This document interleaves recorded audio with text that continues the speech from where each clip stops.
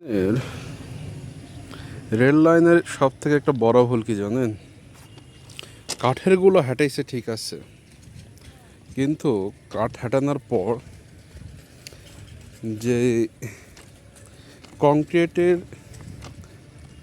লাইনগুলো বসাইছে, তো এগুলোকে যেটাই বলো, কংক্রিটের যেই মোটামুটি এগুলো বসাইছে রেল লাইনের নিচে, তো এই জিনিসটা বসাতে একটা ভুল করছিল প্রথম অবস্থায়, যে নিচে কোনো কিছু ঝাঁকুনির সহ প্রতি এমন কোনো কিছু দিতে হবে যেটা হচ্ছে সরাসরি সেই ঝাঁকুনিটা লাগবে না। তো এখন দেখা যাচ্ছে অনেক ইদারিংগুলোই হচ্ছে ঝাঁকুনি সহ্য না করতে পেরে ফেটে যায়, ভেঙে যায়। তো পরবর্তীতে প্লাস্টিকগুলো দেওয়া শুরু করছে। তো এই প্লাস্টিকগুলো আরও উন্নত মানের দিতে হবে এবং উন্নত করে দিতে হবে, মোটামুটি 200 বছর যেন টিকে এরকম পজিশন করে। কারণ পাকিস্তান ব্রিটিশ আমলগুলো করে গেছে, যেগুলো পাতগুলো সেগুলো এখনও টিকে কাঠের, কিন্তু এরা করতেছে সেগুলো টিকার তো দূরের থাক, টিকার কোনো অবস্থাই নাই।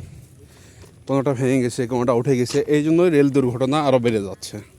তো সংশ্লিষ্ট রেল যারা আওতাধীন আছেন এই জিনিসগুলো খেয়াল করা দরকার। ছাগল খা, ট্রেন আসলে শালা কাল্লা দিয়ে দে মাথায়।